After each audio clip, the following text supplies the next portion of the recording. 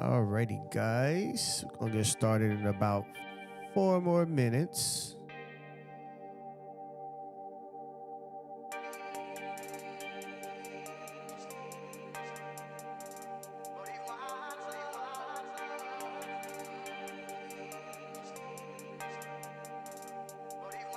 Mm,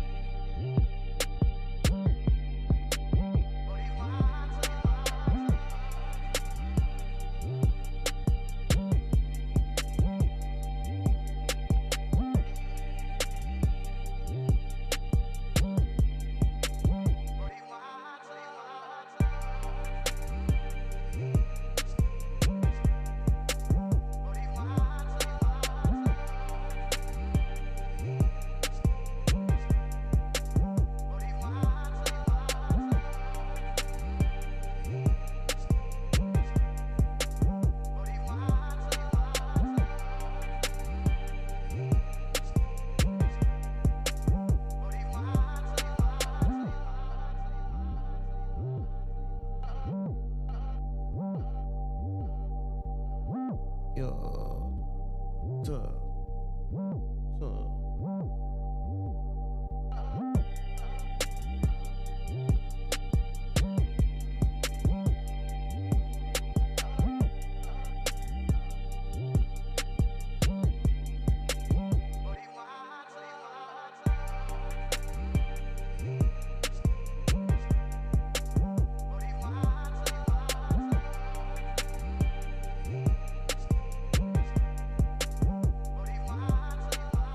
All right. How y'all guys in here feeling? Y'all all right? Seems like it's just gonna be the few of us today, and that is okay with me. That means I don't gotta answer a bunch of questions today. That's what that means. Y'all gonna make it easy peasy for me, and that's all right. I know today is a Saturday, football season, all kind of stuff going on, special other days, and people still have family gatherings and stuff like that before it's getting cold, cause it's on the way. It's already cold in some places, but it's definitely on the way. So, welcome to In God We Trust Academy podcast and our Bill of Rights Q&A.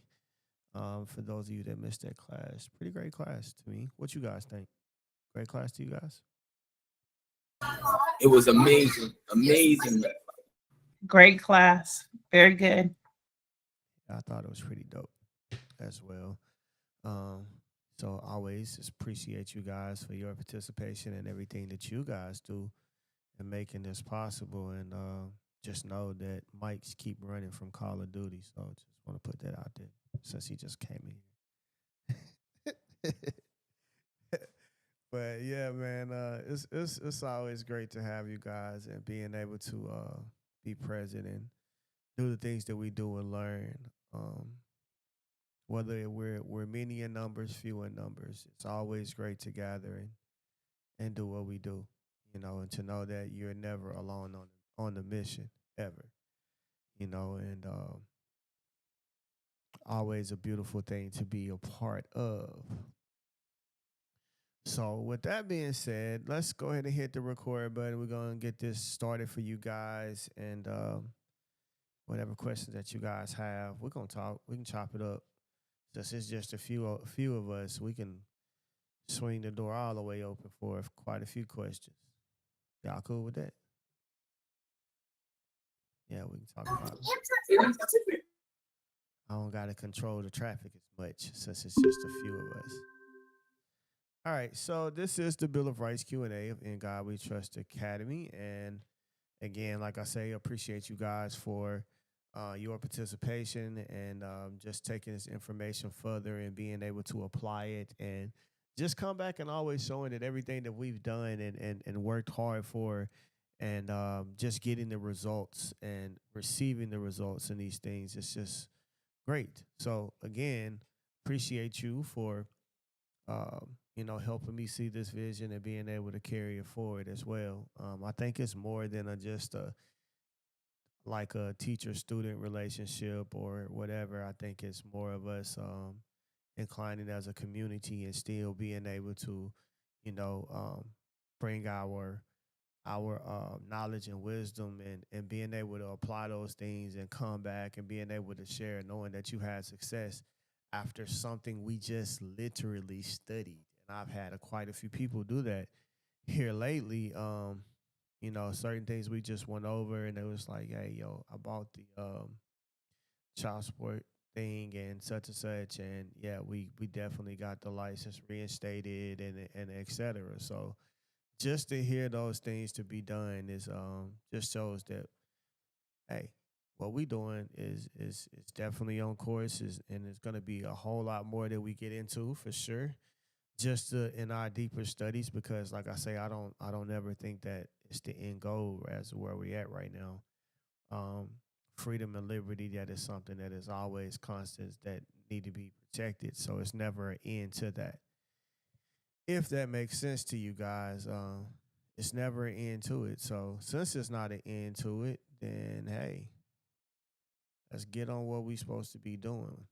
You know, let's get on what we supposed to be doing. All right. So, with that being said, everything that you guys hear from this point on is for educational and religious purposes only. Anybody seeking any form of legal advice, please do seek a legal advisor, as it is my religious duty to speak my religious truth and experiences here with you guys today. So, what's up? What's up? What's on you guys' mind? What y'all got going on? Any questions from the Bill of Rights class first? More than welcome to ask. If not, give your intake on what you may have learned to apply.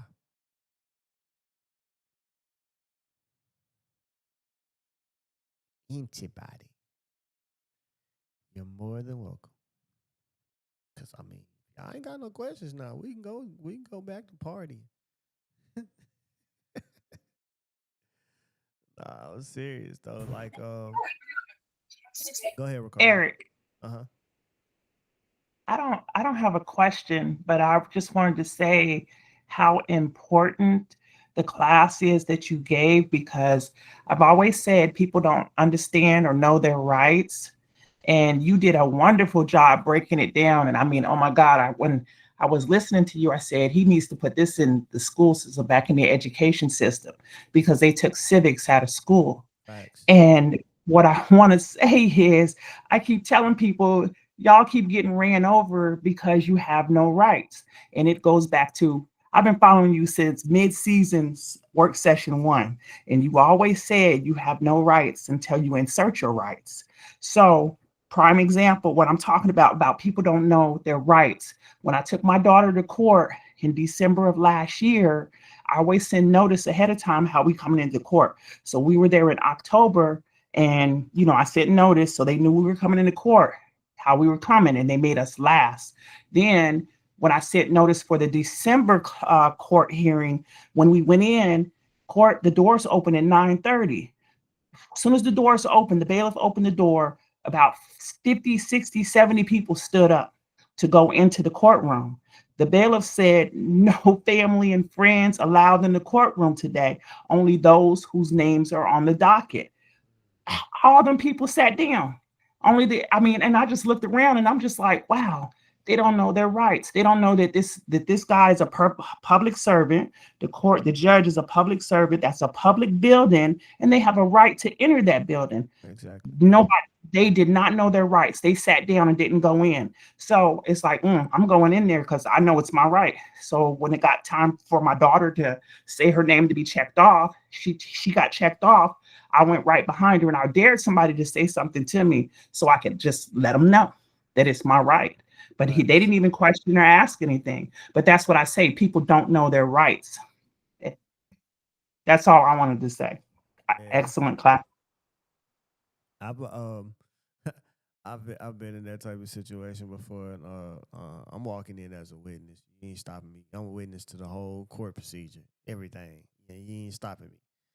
And we got a right to do that, to witness, to be able to also audit and see. They can't stop the public from being able to hear and see in these court cases and the performance of the public servants as well. But you know, people think that's what it can be because they wear a badge and they do this and they can just say an order and say, I gave you an order." And it's like, it'd be funny to hear that shit because especially the police, they'll say that so fast, like, "You was given a lawful order, bro." Well, a lawful, show me where in the law, anywhere, and I mean that. Show me in the law anywhere, statutory, where an officer can give a lawful order. What's a lawful order? Can anybody tell me what that is? I'm waiting to know. I gave you a lawful order to get out the car. Where in what statutory law is that? That says that you have the right to tell me to do anything. I see statutory law where it says where you can't do a lot of shit yourself. But I don't see nothing that it says that that the statutory law says you can do something far as ordering somebody to get out of a car or to do this or to do that. See, all of that's the illusion of things. That's that power trip. That's that ego trip, right? And since that ego trip, you got to really know that, again, I tell you, these people are always going to mess up due process of law. They like people be in over their head. Some of them that had about 3-4 coffees, then they donuts and chips and this and that snack. They doing all of this. Body ain't even right. Right? Whole body ain't even right. They parasitic fully through. And you got these people, you think they in a great mental state? Absolutely not. So since you know that's our advantage. And that's why it's important to know these laws and to study it, to study the statutes, to make sure that we're paying attention to the charter. Because the charters of the cities and stuff like that, like, we have to be able to be fundamentally sound when it comes to reading the law and stuff. Like, we got to know. We got to fully get back into civics the way that you're supposed to. Whatever that may look like for you, because everybody's really here, and we're all here as people, of course, but everybody's not absolutely the same. Certain people got other types of treaty things going on with them that others don't, far as whoever, where you may be from, your connection. But the main thing of what I do know is that Constitution still protects all people, no matter where you're from. Due process and liberty is given to all, not some, but all.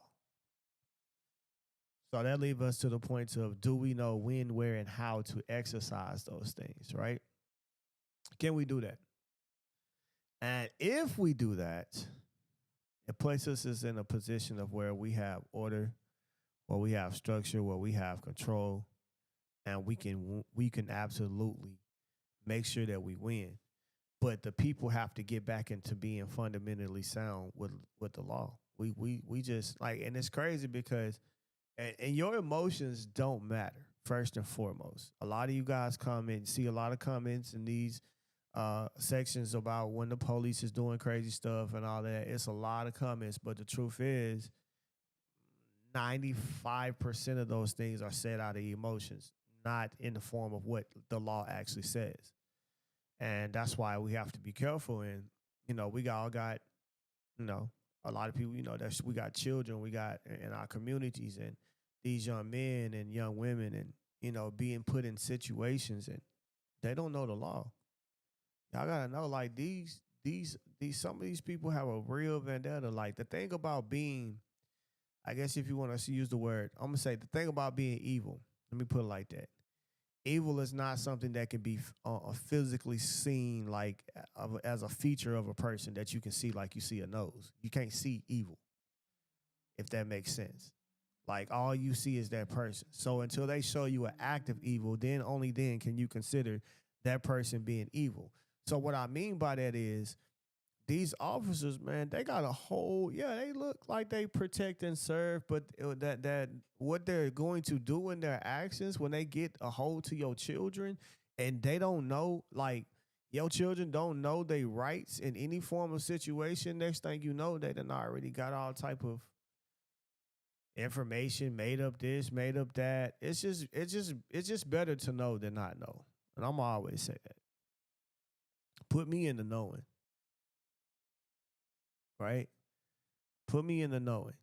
And as long as I can stay in the knowing, I got control of the outcome for me.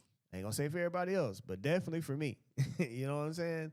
And I want to at least have somewhat of that type of control, and the rest, hey, the rest it's already in God's hands. So I think that it's already played out. And I think that it literally says, because I truly believe that words carry frequency. So the words that everything that's being said, we're consciously bound to these things, and your consciousness is what helps play out the reality. That energy is everywhere. So energy is not something that you can look at it as if the most like it's just how the surface form of what people try to verify what energy is. Energy exists on all dimensions, on all levels. So if you think of it in that way, then yes, words, our thoughts, our intentions, our consciousness, and knowing that you're bounded to certain contracts, it's going to play out a certain reality for you, no matter what. So, and that unforeseen things we're connected to divinely is the reason why I say use what they bound themselves to. They bound themselves to that. So use it. Use that to your advantage to make sure that you hold them accountable to everything that's being said within the law. Because if you don't, then that's where we get all of this you know, all of this disruption and things that we got going on now. Just corrupt everywhere. And it's only corrupt because the people are more entertained than they are within the law. We can sit down and ask your family members right now and just ask them for real. Ask them about their rights. What do they even know their rights? What would they do? You ain't just go ahead and be honest. Just like, hey, you ain't got no money for a good lawyer. For real. And I don't care. And even those who do got money still don't really, by the time they get done, they gonna wish they had more money because it's a lot of money. For real, for real. It depends on what type of situation you in. They might want 50,000 up front off the rip. And that's for me to even get started dealing with your case. You see what I'm saying? So when you start dealing with certain stuff like that, now it's like, okay, what do you as the people know? And then this man that took your 50,000, do you even know that he's doing everything properly? You just gotta ride it out for week, man. I paid 50,000 for a lawyer, and you think you did something. And he whole time he like, shit, judge, we're gonna take him around to about the fourth round. About 4 5 months in, let me rack up a little bit. Then we'll go ahead and get that plea for you. This is, man, we fought it. We fought it long as we could. 4 or 5 months. We did good, man. I got it down to this. This is the best we're gonna do. It started here. If you don't take this, you take it. We're gonna lose. And next thing you know, they got you on a cop out.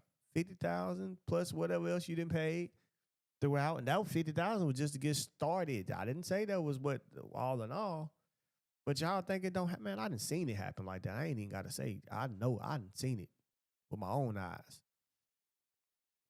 I know how they do them, especially how they do them drug dealers. Psh. Yeah, it's gonna cost you straight 50,000, and I'm calling you for $5,000-$6,000 a week.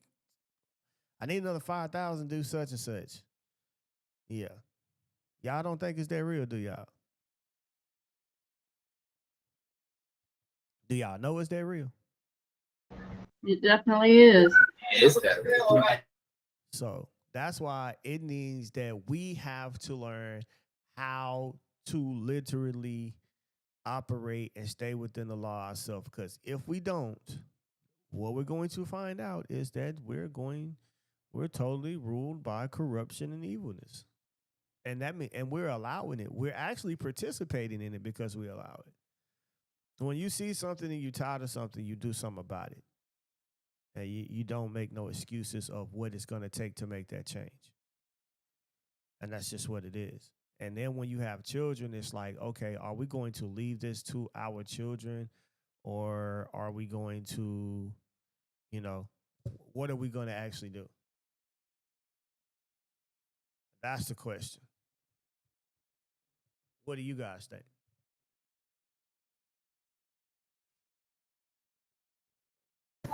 I mean, we wouldn't be going through all this if we ain't gonna leave it to the next legacy, to the next generation. Right. That's the whole point. Yeah. Absolutely right. But it's something we got to be able to push forward, push through, and it's something you can't run from. Like it's a fight that's going to require a lot of sacrifice, and that sacrifice could be in a lot of different ways. But hey, it is what it is. That's what it's going to take for the children to have a better but a stronger life as well, and being able to be, defense for themselves and offense for themselves, either or. But that's what it takes the most, is for us to be able to establish those things, because without it, I'm just saying, like, y'all tired of leaving shit in other people's hands, man. Absolutely. I'm for real. That's me. I don't like to put stuff in. Now I'm okay with giving, certain responsibilities to people. I'm cool with that. But sorry, but after that, if I done told you to do something after so long and you ain't did it, and it's dear to me, to something I want to be done, guess what's gonna happen? I'm gonna do it. You ain't even gotta worry about it. It's gonna get done. I ain't even gonna say nothing to you, and then you gonna pop up, hey man, I still need to do it. I'm just gonna show it to you. It's done. Don't worry about it. That's me. And I'm to the point to where, like, I don't like leaving. Like, this is my life, man. I can't leave my life. I couldn't leave my life too. And everybody different, but I couldn't, not a 9 to 5, bro. Bro, I can't let you decide if I work today or not. Oh, we ain't got enough work for you today. You can go home, and then you want to. Oh, you hired Johnny over here, and now Johnny gets more hours on the schedule. Man, get the fuck out of here, bro. I'm a grown man. You're not finna play with me like that. I ain't no sucker. I ain't finna, kiss no ass. I just ain't never been built like that to do that. So it's just like, okay, well, I can go my way and I'll just figure it out. I promise I will. And I've done pretty great for myself for that. But I'm saying that in just like, I got the same type of heart and spirit to anything like that. Like, I can't just sit there and watch these folks take our children through. They already poison them. Like, now this whole Tylenol is a big thing. They already done a what's name on it, but now they was talking about, getting poked in your arm and all of that, and all of these deals with our rights. Like, even when that came, 90% of you guys put a freaking mask on and told these people and let them tell you that if you didn't get a shot, you ain't had no job. And it's like, what y'all, like, I had the question, like, do y'all know, number one, do you believe in God like you really say you do? Do you know what the First Amendment say? Because if you did, you wouldn't have never got poked for the sake of having a job. Anybody disagree? Absolutely not. Nope. Nope. And the thing is, I've done it. I've done it for people on all levels, whether it was federal, state, whatever, medical. It doesn't matter what they were into. And I've wrote religious letter as their spiritual advisor for them, and they all got to keep their jobs, get their money. Nothing happened to them, from college to graduation to whatever. And y'all let them tell y'all that shit. That was the point. That's what I'm saying. And you went in there and you went and got that. You got that thing in your arm. They hit you. Now they out here finding the HIV. If you know what HIV is, I got to use certain words. I can't say the words, but HIV, if that makes sense to you, without the E. Yeah, they out there finding that in the poking. So it's like, that's crazy. Y'all out here giving that to people. What? Yeah, finding all kind of stuff. People having cardiac, all this is going on. And it's like the repetitiveness of this. So Now, only thing I can look at is it just proves that our people don't know their rights. So you don't even know your rights to even defend them. You don't know. So it's like people can take advantage of you, fully advantage of you, and there's nothing you're gonna do about it. If it wasn't for people like us cause here's the thing: if something was to go down and happen right now, the first place they gonna look to is who? Who they gonna look to? People like us. Man, I be seeing Ricardo post this all the time, man. Let me go, Ricardo, what you know? Man, you see this about the government, such and such, such and such. Yeah, man, what would you do? Then when you tell them, it's like they're gonna take your advice. They're gonna go do it. Because you the one that's out here implementing it on a daily basis, and they looking, they see you. They don't see you. They see you right now, but they just like it's put in their back of their mind in the locker, like put that on reserve right there. If I ever need, I got Ricardo. I'm gonna call Ricardo. Nah, Trump get to tripping and talking about something I don't understand. Let me call Ricardo. What he talking about, man? We finna lose this and that? No, you're not. Did you hear exactly what was said? Do you even know your rights? Like when they was talking about they Social Security contracts and all that was gonna get taken. How? They can't affect a contract that you have already signed. They have to fulfill all obligations and perform everything that's already been. They can't take it from you. Nothing they could do. But y'all sit up there and let these folks lie to y'all on TV like they finna take y'all stuff. And it's like, damn, it's people that do they really not know? And I guess so. Because y'all really got mad. Right? Yeah, y'all in here being quiet, but y'all know damn well y'all folks came to y'all talking about they finna take our Social Security. Yeah. My mom sure said that to me. I know they did. That was a big thing, man. That was a big thing. My family Hispanic, so you already know, and half of them already collecting. You see what I'm saying? But I'm telling you, like that's what they did. They finna take this from us, the DEI, and they ain't understanding none of that stuff. I don't get rid of the DEI. It don't change the fact of discrimination. It never will, never can. Simple. You know what I'm saying? When they start talking about the immunities, the police got this type of immunities. I don't give a damn what you got. When they do something wrong, they lose it, regardless. I don't care if you gave them extra power, all the power in the world. As soon as they do something wrong and violate the procedures or due process of law, all immunities are gone. So it don't matter. It's nothing to be in a frenzy about when you know. It's just like, okay. That means you got all this power until you do something wrong. And guess what? How many times? You so comfortable in your habits. We are habitual creatures. So, I mean, you so comfortable in your habits, you finna get out here and do something. You finna show that color. You finna show, because one thing about it, that what's in the spirit, what's in the inside, it's got to come out. It's got to show itself. At some point or some way, some form, it's going to show itself. Right? And guess which one's gonna show? The one you feed the most. Yeah. Are you feeding the beast? Yeah, and those who feed the beast gonna come out. You can't hide it forever. You gonna slip. You gonna hide. You gonna slip. You gonna get caught. Soon as look how many people got caught. Look how the beast thing came out since old boy got hit. And it's crazy though. It's like, and this the thing. This the thing. Like, and I'm just gonna say this. Like, whether you're white, black, or whatever social term you want to use,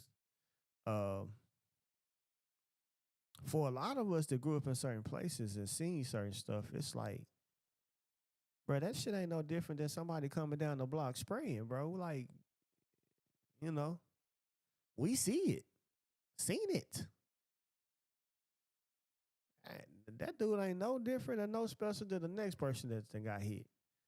And I'm saying that because you got to realize every life is precious. Every life. I didn't say some. Whether you like him or not, or whether he liked whoever or not, all life is precious within this form. All life is unique in its form. And to say it's not, man, come on, bro. They up here, they literally enjoy writing about serial killers for the thrill of their mind, their mental stability, what drove them. Some people even look at that shit like it's art. Just because of how evil a person could be. So I'm just saying to you, like, in all some form of art or whatever, like, life is precious to everybody in some shape, form, or way. That's a fact. But when it comes to the gun rights, like a lot, like that didn't make me want to give my freaking gun up to see him get shot in the freaking neck. That made me say I need to keep my damn gun. That don't make me want to get rid of it. Like I don't understand why people feel like, see, this is why we need to get rid of the guns. No, this is why I need to keep it, because there's somebody out there waiting with one.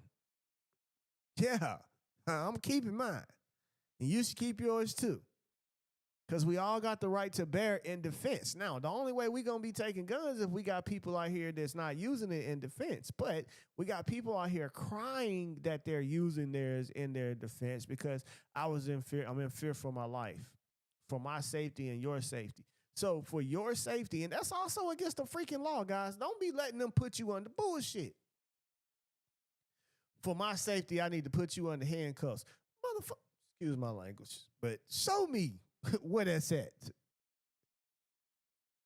What about my liberty? I don't deserve to be in no type of restraints, in no type of handcuffs, and whether you say I'm under arrest or not. Clearly, I'm under arrest if I'm in handcuffs with my hands behind my back and I'm restrained from being able to move freely in any shape, form, or fashion than the way that I came into this world, out the womb. You got to be tripping. See, y'all be letting them slide with that. I'm not even letting them slide with that. For your safety and mine. Listen, for my safety, my hands need to be free. You could be corrupt. Matter of fact, you showing me you corrupt. Right? You already showing me you corrupt. Oh, gotcha. Yeah. Hey, Eric, during this conversation, I just had a transaction declined at the store in an account that's obviously mine. You know, you out of town, they try to say it's fraud or whatever. You know, I realize now that's a violation. That's crazy. They shouldn't be doing that. Right. They can't. And you can't, because you got to think about it. Like, even what you just went through, and you couldn't, like, you swipe your card. I don't give a damn that the area is corrupt or whatever, and it's a lot of fraudulent activities that happen with cards or whatever. Like, if they just stopped you from being able to make a purchase, and you still wouldn't being able to make one and all of that, then yeah, if it caused you any type of harm, embarrassment, any type of whatever, yeah, you got the right to make bank on that. They can't stop you from doing that, bro. If you can't use your money when you're ready to use it, then, and you didn't authorize or say anything else different, then yeah, it's so. But they do that. They will flag it so fast because you in a certain area. What? Yeah, you over here in this area, we flagging your card. No, I'm just out of, it's just crazy. Yeah, it'll do that. I'm telling you. I know. I'm telling you, for real. It's certain times when I've been in certain places. Just last year when we was traveling a lot doing conferences and stuff, like certain places, it'll flag it at first. You gotta make a phone call and then get on there with them to tell them to let it go and all of that. And I don't got time for that, bro. Yeah, it's a lot. The AI, you can't talk to anybody, and you really can't even get it resolved. So they said they were supposed to send me a text. I didn't get a text to clear it and verify it, and just standing here looking crazy. So Well, they there you definitely, go. That's a lawsuit within itself. They have yep. obligations to fulfill to make sure that you have the remedy that you need to use your money, as them being in and basically it's like a trust relationship anyway. But in that point, again, this is causing you harm. But my point is, we just let shit like this go and just walk away like, oh man, I just couldn't use my car. My bank was tripping today. But the truth is, bank ass need to be sued because they not fulfilling their obligations and it caused you harm. It's punitive damages. Exactly. That's real. But that's why we do with these people, man. Like I said, we'll let them put handcuffs on us and stuff like that, and they'll say it's for their safety. Safety. Y'all do a lot of overreaching government through safety. The hell? Safety. Safety. They throw that word public safety around just to be able to do some illegal shit. They do the same thing on the jobs. They always use safety to take away your liberty. Yeah, they're going to use that word safety, public safety. No, public safety means that all officers need to be fully reevaluated every week mentally. Yeah. That needs to happen. It's not for any, and the reason why is because you letting a person go out here. You first of all, you want to take guns, but then you got people out here that can't make a righteous, conscious decision, and they out here killing people unarmed. Dude heard an acorn drop on a freaking car and lit that mug up. Like, you gotta think about that. What? Why is he out here? Why does something is mentally wrong? And it ought to be a certain amount of fear and whatever that if certain people just that damn scared, you don't need to be here either. That all has to be a part of the mental evaluation. People need to be tested based upon their fears to even be certain places, yo. That's gonna deal with certain stuff like that. Because if you that scared of somebody, and then just because an acorn land on it, you start shooting the truck, you shoot it up, and now you ain't got nothing to explain. Other officers like, well, there ain't no gun. It wasn't no gun. It wasn't no. We didn't find nothing, and you looking stupid now. That's crazy. I don't know exactly what happened to do after that, but to see that, I mean, y'all remember when that happened? I have one question. What's up? I didn't see that. Will we get a recording of this? Because I have to leave. So will we get a recording of this? Of course. Okay. All right. Thanks. But yeah, so y'all don't remember seeing that. I need to go look that up. Go look up with the police officer and the acorn. Just look that up. It probably will pop up just that simple because literally an acorn land on top of a damn car and he shot it up because he thought he was being shot at. So that's what I'm saying. Safety, public safety, and the other words that they try to use to do a overreach. Like, you gotta think about it. They say a bad like, okay, you got a bad tag, and that's why Trump was saying what he was saying about a lot of stuff. But if you got what they call a bad tag, your tag has nothing to do with freaking public safety. Nothing. Just because your tag is off. Oh, well, we need the information to make sure. Is it being reported, stolen? Is it reported? You know what I'm saying? It's so much stuff. But it allows them more access to you, more information about you, where your whereabouts, who you are. When it comes to the actual government, the way that people rely on convenience and give away access to themselves, it's insane. You allow it, and you don't have to allow it. You don't have to allow the stuff that you do, but you are choosing to because you think it is so. But nah, that's insane. Anything, because one thing about it, anything down there in the going down there in the office is public information. Y'all do know that, right?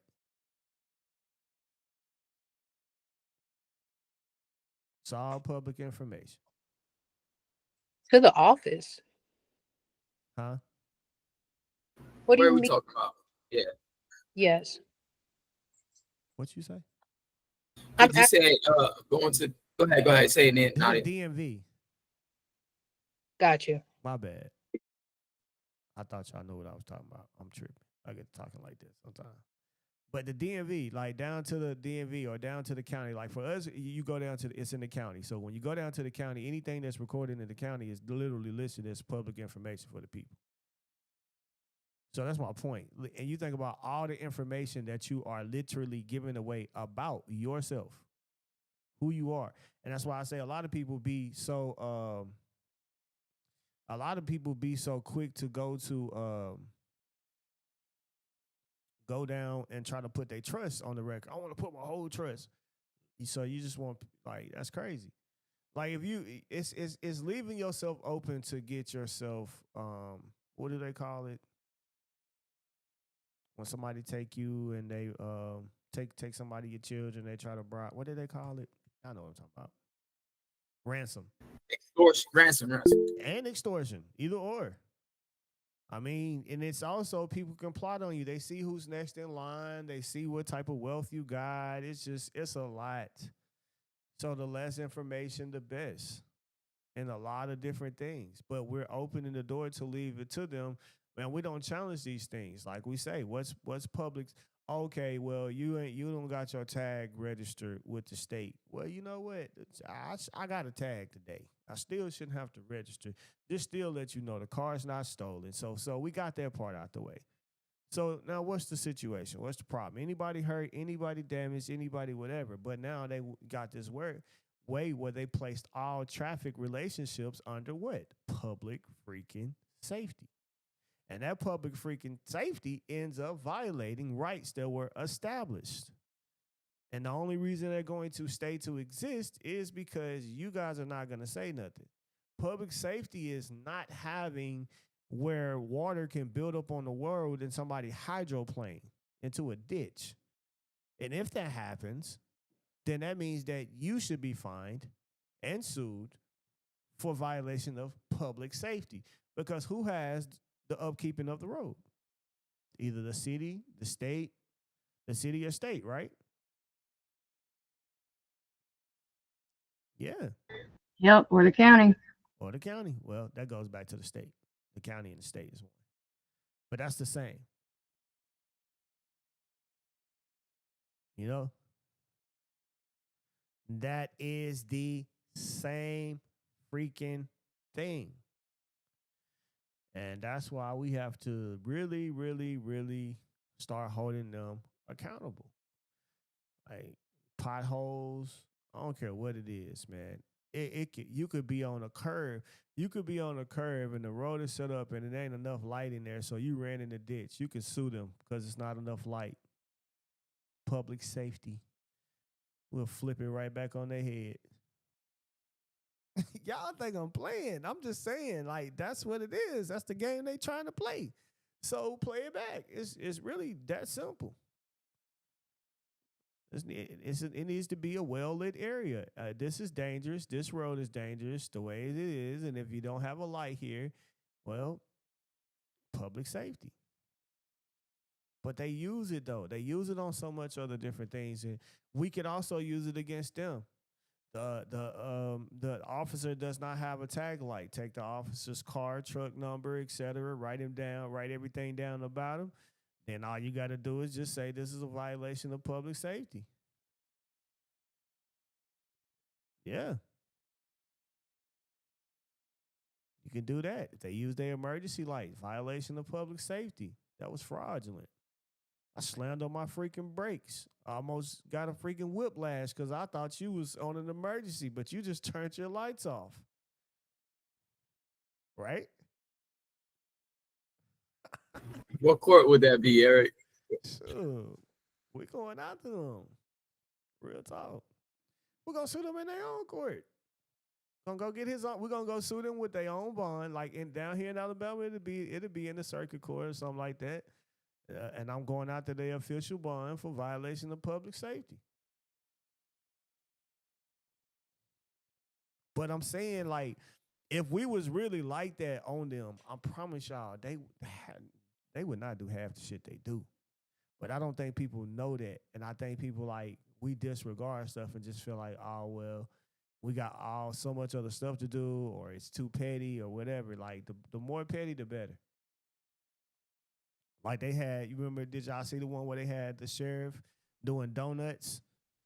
On when it snowed, somebody was in the sheriff car doing donuts in the parking lot. Y'all ain't see that one? Violation of public safety.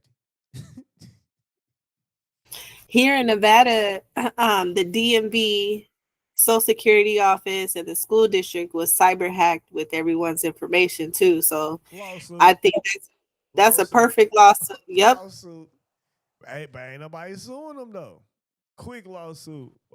That's what me and my husband said. We said nobody else is thinking like this. We were like, we about to get on them. We about to get on them. Quick. My information, me personally. And I've been having weird stuff happening here and there about my name, all kind of stuff. Y'all done let it get out there. People coming to my residence because now they got my address. Yeah, they just been popping up, showing up, backing in, backing out more, and then just trying to look him up. Just a lot of stuff going on. I go get in a different car every day, pull up, pull out. I'm paranoid. I got to go to counseling and therapy. All that. For real. I'm laughing, but I'm serious at the same time, though. For real. All of that. And that's just what it is. Yeah, I'm like, they did a newscast, and they said they don't know what happened, and they don't know what information was leaked, but they know what happened, and they know what's going on. Well, what I do know is I'm scared. I know y'all ain't caught that dude that escaped, and y'all done put my information on here. And the dudes from Louisiana or whatever, y'all ain't caught them yet, and my information out here. They didn't see it. Got it. I'm scared. True. I'm all of that. You never know, but I'm just saying you never know, man. You never, ever know. And even when who was it? All the Social Security numbers got leaked from was it Social Security Administration, IRS? It was somebody. Leaked everybody information, just gone. I'm like, man, look, this is the year to claim from here on out. Every year after that, we claiming identity theft. It say you owe $2 million identity theft. It wasn't me. It was somebody else. I don't know what they was doing. But it's one of them things that we just gotta pay more attention to. I think we let so much shit slide. Matter of fact, we let way more than enough slide when it comes to our government. We just let it slide. We just let it ride. We're watching it happen. We don't care. And it's like people was like, oh, those people on January the 6th, they were this and they were that. And I'm like, yeah, you can say what you want to say, but at least somebody's willing to do something if this country did go all the way left. Because a lot of y'all just going to sit there and talk. Ain't going to do a damn thing. Because you're not willing to do something about your situation right now. When you have the opportunity, especially when everybody else is in chaos with one another. So you got an opportunity while it's quiet, the eye ain't on you, get yourself together. But when they put the eye on you, they coming. And they coming in a way that you need to be prepared and be one with God to make sure that it ain't nothing they can do. And when you do operate and move like that, you will see. But I just feel like in a lot of ways, those people, yeah, I mean, they went up there and they did. I mean, honestly, that should have been happened hundreds of years ago. This country been getting played since the beginning. It ain't just start happening, man. And that's why I say if you don't know the history of this, like y'all looking for a color. It's not a color, it's a system. See, and that's where y'all get lost at, because you think a certain group of color of people is doing something. It's not a people, it's a system. It's a system of what has been created to ensure that those people who bound themselves to their oath and the cause continue it and get to have and participate in. And that could be people that look like you, anybody, exactly like you or me or anybody else. That's a part of that. So stop closing your eyes and thinking that it's just in color. No, because why? Well, shit. Look around. When I go outside, I see every poor person. I mean, people that's in poverty, shit, of all walks of the earth, from any nationality, from any color. They out there. They suffering big time. So it ain't got a color on it.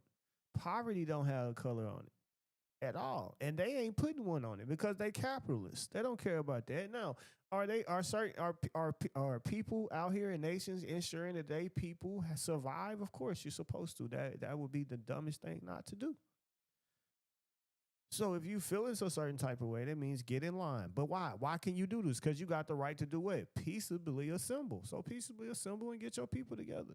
Get your communities together and establish the things that you're supposed to have to protect you yourself and all rights. That's what you got to do. But I think we rely so much on you rely so much on people that has no connection to you. Some folks don't got no connection to you, man. None of them. They don't know none. They don't know even the slightest struggle of your life or what they look like. Do they?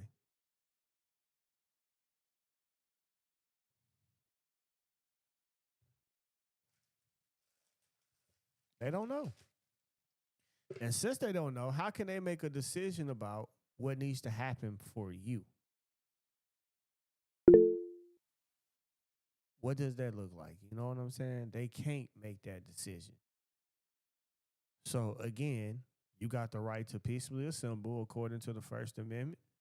You can do so to establish yourselves as in communities or cities or townships or whatever it is that you want to build. You can do it. You can go establish it. Yep. But it takes you to want to do it, to have the mindset to do it. Then behind that, you got the right to exercise your religion within that too. Freedom of press, freedom of speech. Fall into the Second Amendment, you got the right to bear arms. Right? So right to bear arms. Now, the Third Amendment is not so much of a problem anymore, but if so, they ain't got the right to take the army and take your shit. So they can't quarter soldiers and things of that nature, right? Then, within the Fourth, which is often violated on a daily basis, soon as you walk outside, you see it violated, all because of public safety. Y'all think I'm playing? That damn public safety will come in and take some rights so fast. And government has to have the least compelling interest. They have to take the least restrictive way. So you gotta think about it. They just took away your right to do something because you don't have your right to earn money or your right to go and make or your right to do whatever or to travel to do something at a certain speed, and they want to try to regulate that in a certain type of way. But it's to the point to where, okay, let's say a homeless man do got a job and he live in his car. So, and now in certain states, your car is, if you live in your car can be considered your home. They did that for truckers. So it gave them the right to have a defense. So they can have shotguns and all of that stuff and riding around with them. And hey, if you come up to them, they can treat it like they home, so they can blow your head off for that. So I'm saying in the same way, in the same sense. But let's say now, but this individual don't really got driver's license, but needs to make it to this place, can't do it by walking, but definitely can do it by traveling. on the land in his own private conveyance, sometimes called an automobile. What is the difference? Because I'm hearing you say traveling rather than something like driving. Yeah, I know you did. Because traveling came first before driving. Driving is a term that was created under statutory law, but you've been traveling man been traveling since beginning of time. Upon many different things that man has created to travel. Wagons, whatever. So that's the point. And you got the right to do that on the land. The land is the land. I don't care that you took some asphalt and you slapped it on top of the ground and you wanted to call it a road. Bro, this is land. And you took things from the land to create what you did out of asphalt. Right?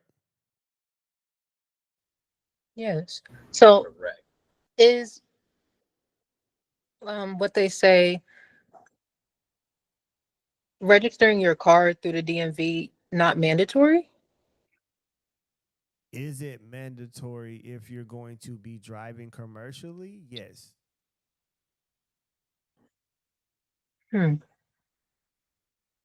If you're driving commercially. Yeah. Okay. Those who are employed. Hmm. So their presumption is everybody is, number one, self-employed. So since everybody is self-employed, that means that when you get in your car, you are a self-employed driver for hire. And since you are a self-employed driver for hire, you now need what? Driver's license. Because that is the presumption by default until you say so differently.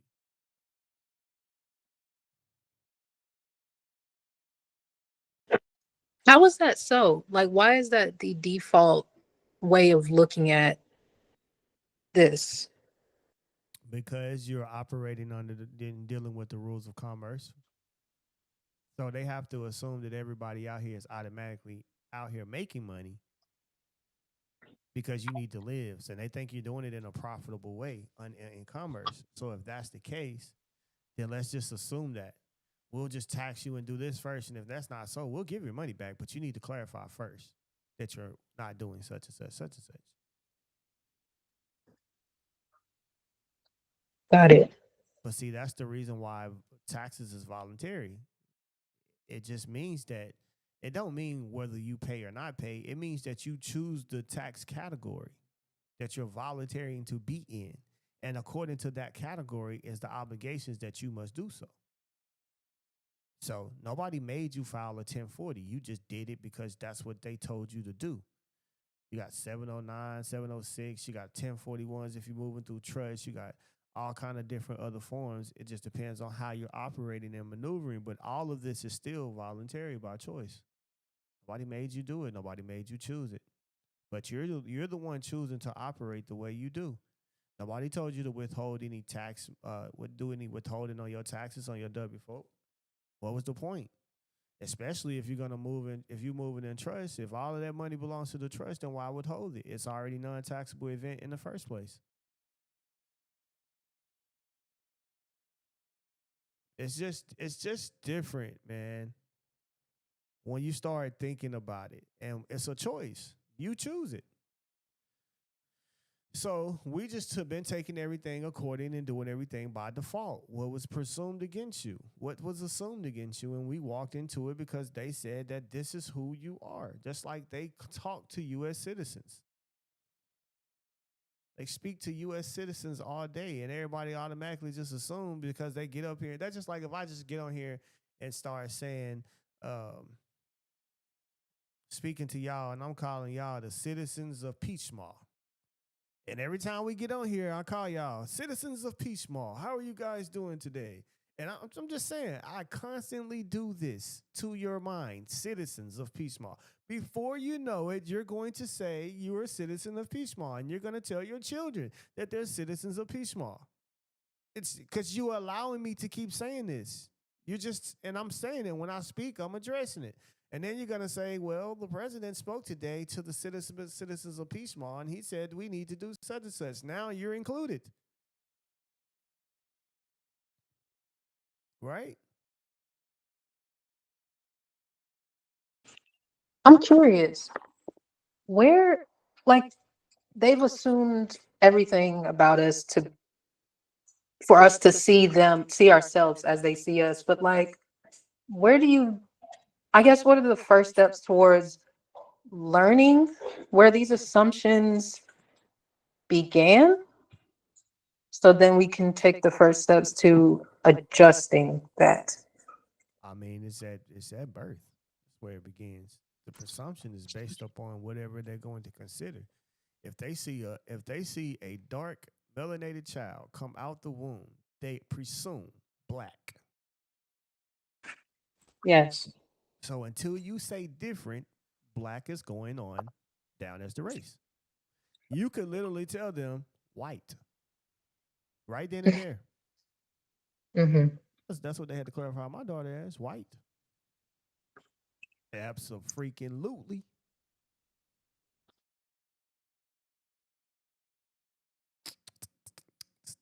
We're not playing no games like that. We understand that you operate according to social constructs. So if that's the case, then we're all white. How you doing today?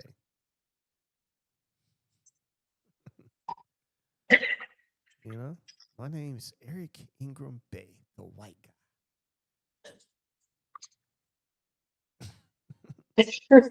So yes, I am screaming white power. Mm. See? But see how, and if I say that, it's a social construct that people are going to move to, but they have no idea what it even means.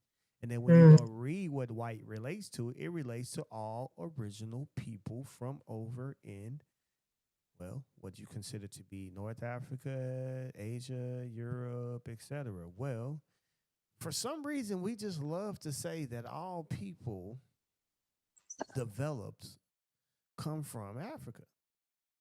Well, if that's the case, then we white. That's what the definition of white clarifies. Freaking white. If you're gonna say that you stole people from North Africa, Northwest Africa, Western Sahara, things of that nature, they white.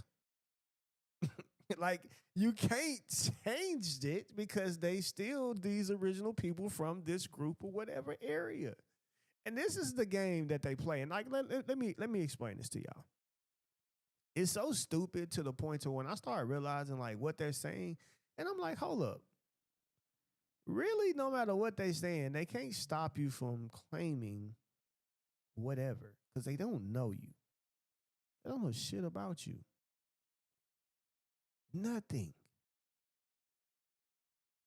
And see, when it comes down to the so-called black man, or you say the black Indian or whatever, all of that, well, even if you paid attention, the Native Americans didn't want your ass with them. They was like, yeah, we don't want them to be in ours.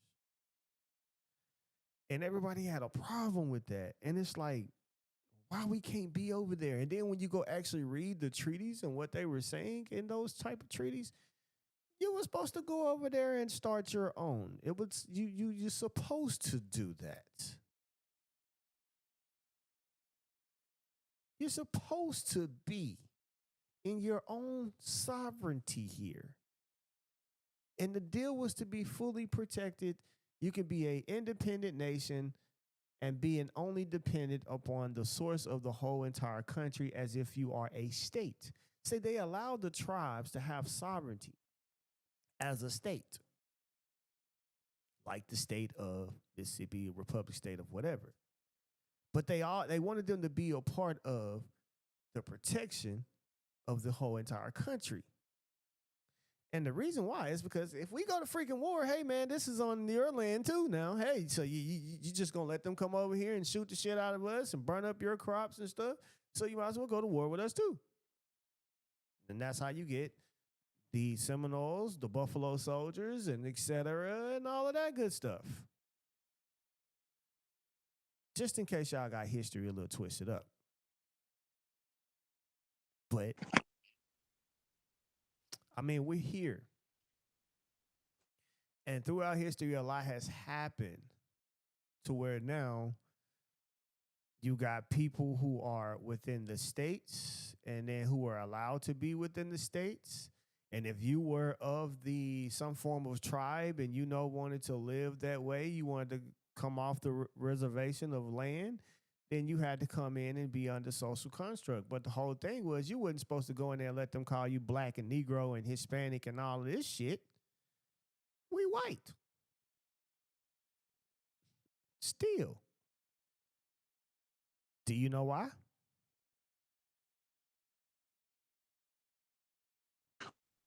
I don't know why. I mean, y'all say it every day. Who built the country? You built the country. You helped protect the country. You helped fight with the country. You helped do it all. You helped do it all. So you're just as much as of a national of a state that you were considered to be born on the particular soil and have a right of soil just as anybody else. Which is why the 14th Amendment had to come in, because the 14th Amendment was saying this. First, they were saying, okay, for the people who are Puerto Ricans and in Guam and stuff like that, they're going to be considered federal citizens. 14th Amendment citizen. And if a person moves from Puerto Rico into the state or the state of Alabama, right? The Republic State of Alabama. If they move there, then they become a resident of the state of Alabama, but still a national of the United States. Does that make sense to you guys?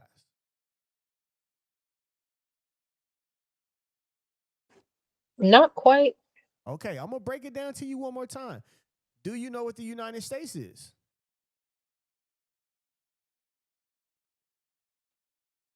First, I want to know that first. Do you know what the United States is? What's the United States? A corporation? A corporation between whom?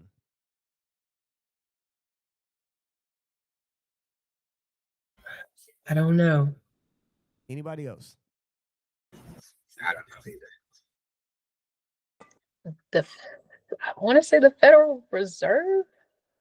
I'm not sure. Federal Reserve ain't even got nothing to do with the country. But go ahead, I'm listening. Anybody else?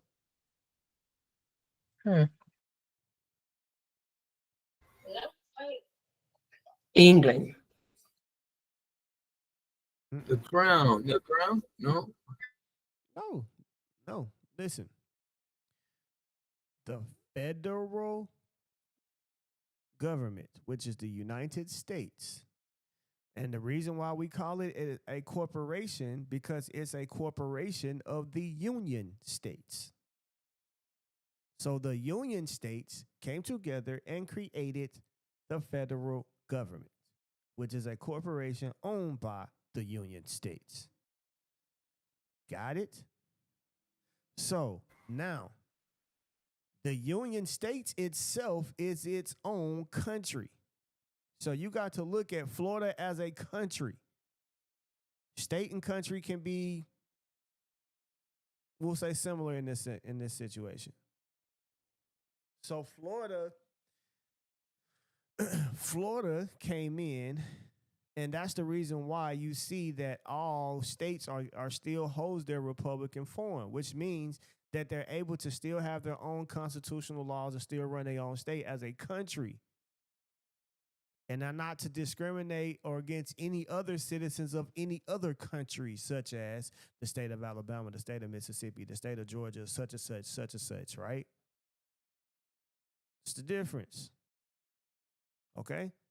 So now, when you look at it like that, now they made the 14th Amendment citizen. The people who are in the Republican states, you're not a freaking 14th Amendment citizen. But the 14th Amendment, under the due process clause within it, protects a state Floridian from going to Georgia. And then Georgia, and he gets to Georgia, he's not going to be treated any different. The due process of law still fully applies. He still holds all his rights. He still holds all the rights that has been retained since the beginning. That does not go away. Still has the the federal constitution, which kicks in for him, right? Because he had no right to the Constitution of South Dakota. But he do have a right to due process under the 14th Amendment with the federal government. Got that? I got that now. I got that now. I See? got it. So that's like Ricardo's home is Ricardo's home. Ricardo's rules over there is his rules and laws. Right? But so now, and that's his family, it's et cetera, like that's his state. So he's a national there. But if he come over here, Ricardo loses those laws he has there, but he gains in the higher law in the federal government under the U.S. Constitution, still being protected under the 14th Amendment through due process clause. You get what I'm saying? So now that means that the same way they treat their citizens, the same way I would treat my citizens, okay, according to the Constitution, he also has those same rights now, even according to our state constitution as well. Got it? We're always protected. It's just in a different manner once we leave. Thank you. You Thank protect. you. I got that. All right. So, but my point is that still don't make you a U.S. citizen.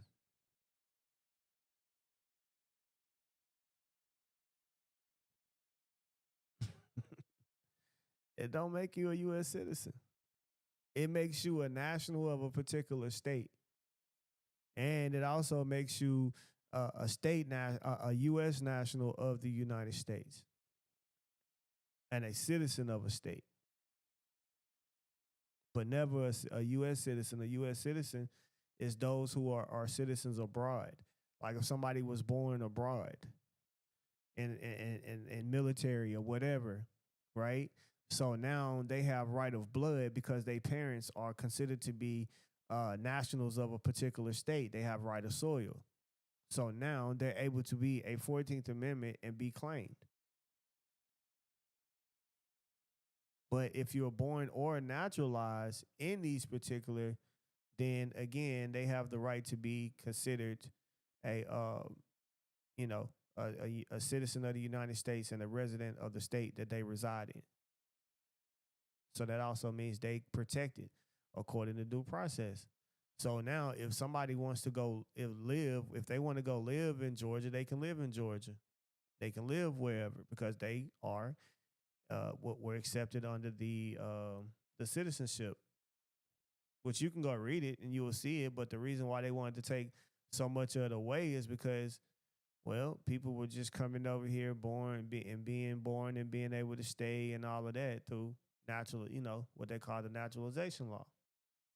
But even then, it was literally created to keep from certain people being denied the rights of citizenship. And a lot of times, I'm telling y'all, they try to act like it was just for the Negro people. It was not.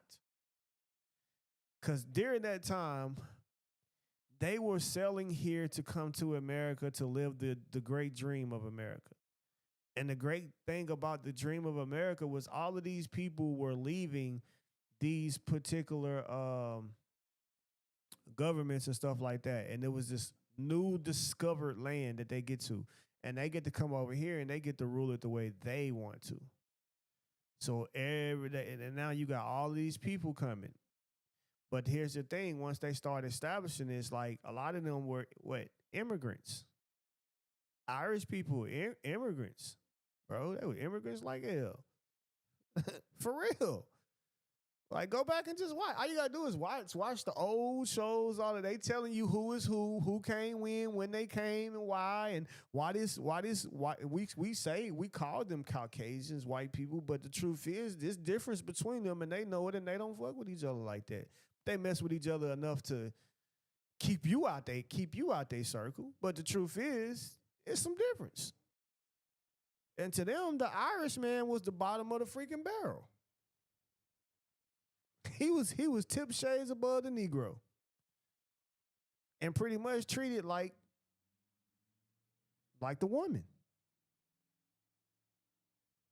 And the woman did not have a lot of rights to a lot of anything.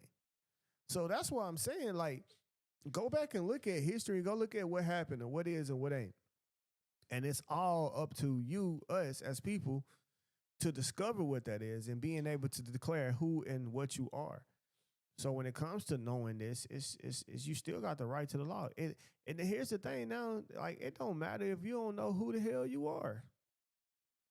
And you don't gotta know if your grandma was Guapanese or whatever. That ain't got nothing to do with your rights. You still got the right to life, the right to liberty, the right to full due process of law. That never gets taken away from you. Oh, okay, you ain't got a right to life now. You know what I'm saying? You civilly dead and don't have a right to life because you don't know that your great grandmother was a Choctaw Indian or something. Shit, me. I ain't got a right to life. Come find out. I'm gonna show you how much I'm gonna protect it as best as I can. You know what I'm saying? Like, that's my defense. I'm gonna exercise that Second Amendment. Now, will I fully succeed on? I'm gonna succeed in exercising it, but that's about as far as I might get. But hey, at the end of the day, you know, I had every right that you had because I stood and to act on those. But I'm saying that just to say, like, it's really that serious when it comes to us knowing our rights, who we are, and what we are.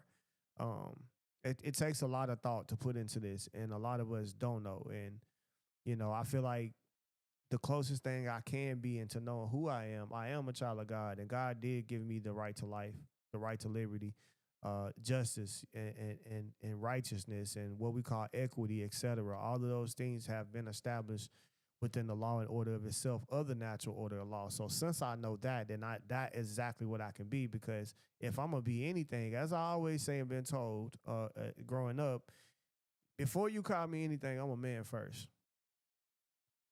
You know? And that's because that's the first characteristic that God gave me. We'll just look at it like that. Right? Whether you say male or female. So I'm a man first before anything. And as a man, before we put any of these other adjectives on me, whether you want to consider me a Moor or this or that or Alabamian or whatever, it doesn't matter. Those are just adjectives as well. But who and what I am and what God said I am a man. And I am considered to be the child of God who operates and have been given and constructed order to operate within the law itself. Right? So doing those things, it brings us great success, and we become prosperous in life in many different ways. And that's what we have to start from. And I don't think that I don't think that we have to define ourselves by something too far in the past that you can't really. Now, you know, yeah, if you can prove all this stuff, then yeah, because there's a lot of proof out here. I'm not saying that, but I'm saying that we shouldn't focus on so much of what has happened in the history to know that you got a right to life, that you got a right to peaceably assemble, that you got the right to redress the government for any form of grievances, that you even got the right to change your form of government or leave any form of government that you may choose if you see that it is literally, you know, causing you any form of harm or any form of tyranny. You got that right to do so. Everybody understand that? It's in the Declaration of Independence for them. That's the same reason why they did what they did, based upon all of the tyranny that they said that was considered it and the oppression that was happening to them. Do you feel any type of that today? Anybody feel any form of oppression in your what you see today? Yes. Most Of definitely. course, every day. And the question is, if that's the case, and this just being real, do you consider to let somebody keep slapping the shit out of you? I don't think anybody in here gonna play like that. So we have to make sure that we do something about it, and we have to take that initiative, no matter what the cost of that may be. You know what I'm saying, for the protection of our children. Because if you don't stop it today, they definitely gonna stomp on your children tomorrow. They're going to do it. They've already proven it. And the reason why is they already proven what they were going to. They proved to us what they done to a lot of us from the beginning, and now they're showing you. Now you're seeing the effects of what happened to you when you were a child and the things that were done to you. So you see those. So imagine, like I said, if you don't stop it today, then they're going to do it to your children tomorrow. So we got to stop it. Doesn't matter. Does not matter. And we can't let what we call leaders or whatever, man. The leader itself is the righteousness itself, the fairness, the justice of things, the word itself. We're gonna say truth. Truth itself is the leader. It's not a one specific person. It's a thing that we all see and that we all know that is the highest purpose, and that is what guides us. So it shouldn't be, oh, this person got shot or this person that, and we shouldn't go out here and still continue to fight for what is right. We can't let that happen. We can't be scared that, oh, well, they're just going to infiltrate or they're going to do that. Like, look, you can't be scared of that, because what they can't infiltrate is divinity. You can't infiltrate that. You can't infiltrate what God has already ordained. There's nothing you can do about it. So make sure we stay in that realm, fam. Make sure that we apply ourselves in that area and continue to work hard at what we do. And don't shy away from it. But if you know, because like what I'm saying, everybody can't do exactly what I do. You might not know to do what I do, and that's okay. But you not knowing how to do exactly what I do, especially when it comes to us and MNRP and us having our own sovereignty and everything like that, like, it still don't take away from you. See, I'm big enough to know this. I know what sovereignty truly is. A lot of y'all look at sovereignty as a big ass piece of land, a huge military, a huge this.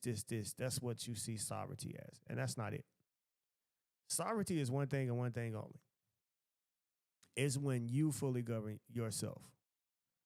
And what I mean by governing yourself is to the point of, if you and your people create a social compact, which is a constitution or some form of law, right, together, and y'all establish this law amongst your community of people, and you say that you're going to abide by this law. In any conflict of interest that happens between you guys, you also have a judicial format that you are going to be obedient to and abide by that law. And as long as you do that and do not take your affairs anywhere outside of that, you're sovereign. Do everybody understand that? So that's just like saying, your kids in your house, instead of them bringing a problem to you, they finna go to a neighbor outside the door that they don't even know and tell them about their problems to get some type of justice, knowing that you was sitting right there. So now do y'all see what I mean by sovereignty? That's all it is. The land, that'll come. When you get the people together the way they want to and all of this, and you learn full group economics, land, all of that extra material shit you want, that will come. Sovereignty first starts within the mind and within the heart, and those who choose to be obedient to the law that they have constructed and gave an oath to God that they will surely follow as long as they live their days on this earth. Because now, then, and only then, who becomes your judge, guys? Once you establish yourself like that.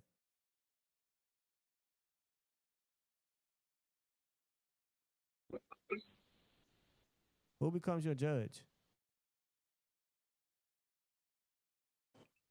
Ourselves. Anybody?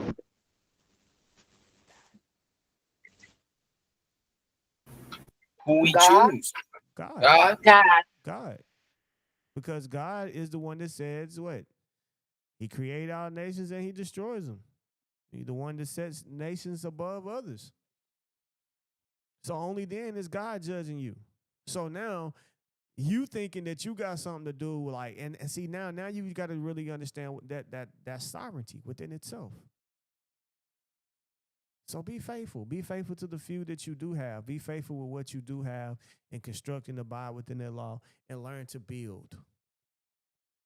I'm fully aware. I know that there's other rules and regularity and laws or easier ways to do anything. Like a lot of us, like a lot of people, like, okay, yeah, do we have passports? Of course we do. We use them ourselves. Can we use them ourselves? Absolutely. Do I have one? Do I have a national passport from the United States? Absolutely. I'm supposed to. I have a right of soil. And it's also going to be easier on me if I need to get back in the freaking country, because if they go into a all out freaking war and I need to get back into the country, they're only going to let me in by what they have issued. And they don't care who you are. I'm smart enough to know that. I wouldn't be a leader of a tribe if I didn't. It'd be stupid not to do so. There's no difference. Now, does this happen to other countries? Absolutely. Vatican is sovereign within itself, but it's still within what? Italy. Italy is actually the country that the Vatican sits in. So is the Vatican law superior over Italy, the country itself? If they step outside of the Vatican territory, Vatican rules don't apply at that particular time. However, they still going to carry themselves according to the Vatican law, etc., which they still can, but they still use the Italy passports. Do you understand what I'm saying? You sure? So it's just for you to know. You know what I'm saying? And before you know it, who knows? MNRP within 20 years, we might have 20,000 acres. 20,000 acres, townships, city, all kind of stuff. But that's something that God has to give when he feel like we're ready for it.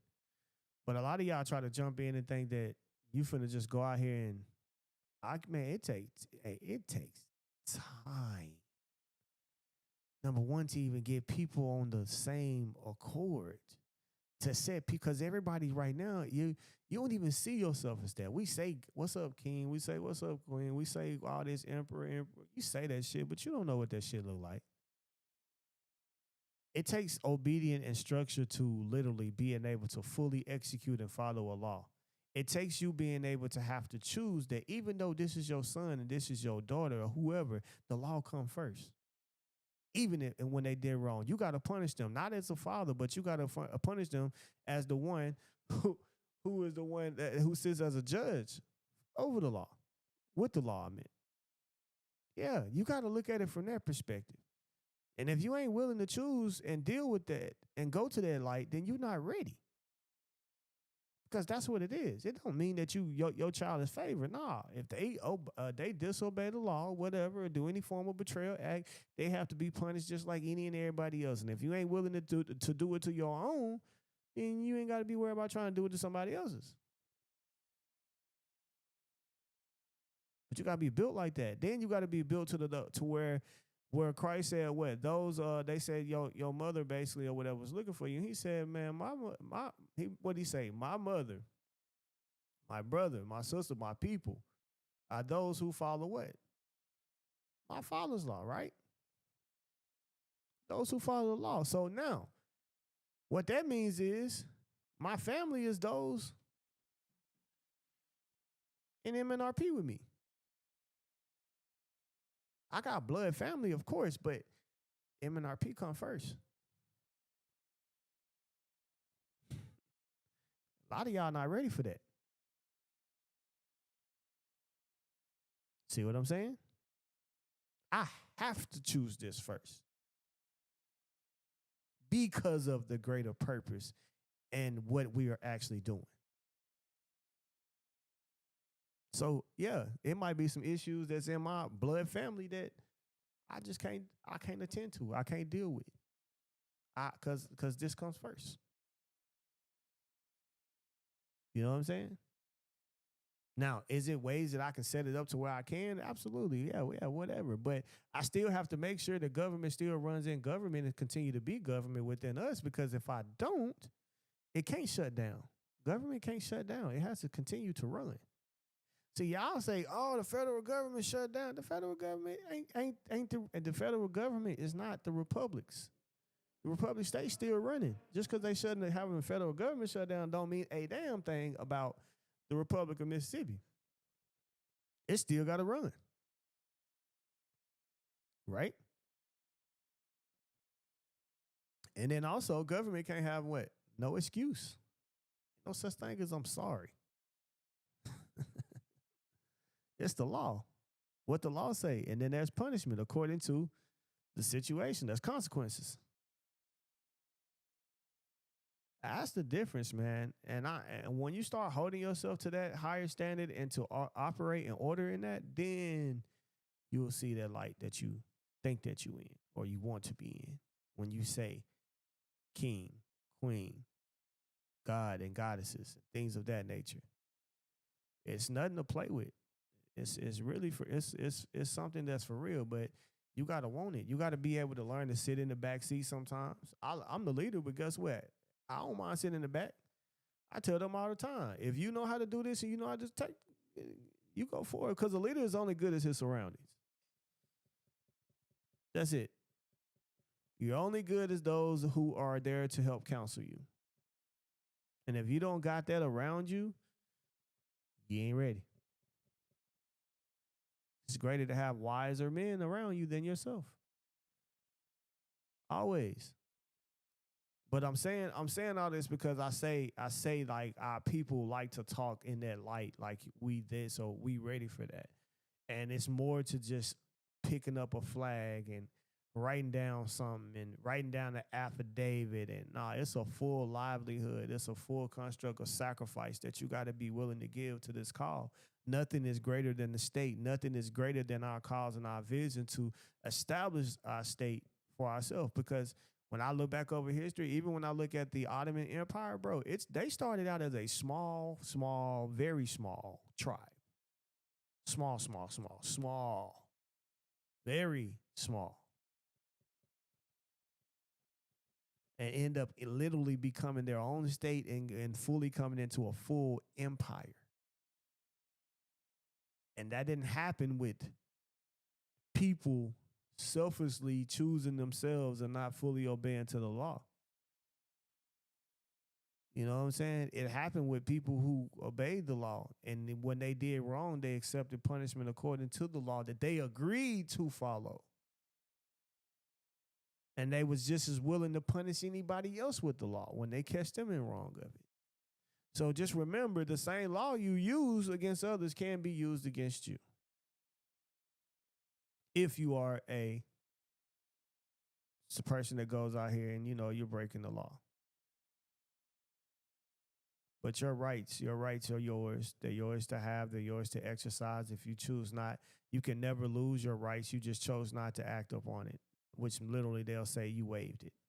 It doesn't mean you lost it. You just chose not to act.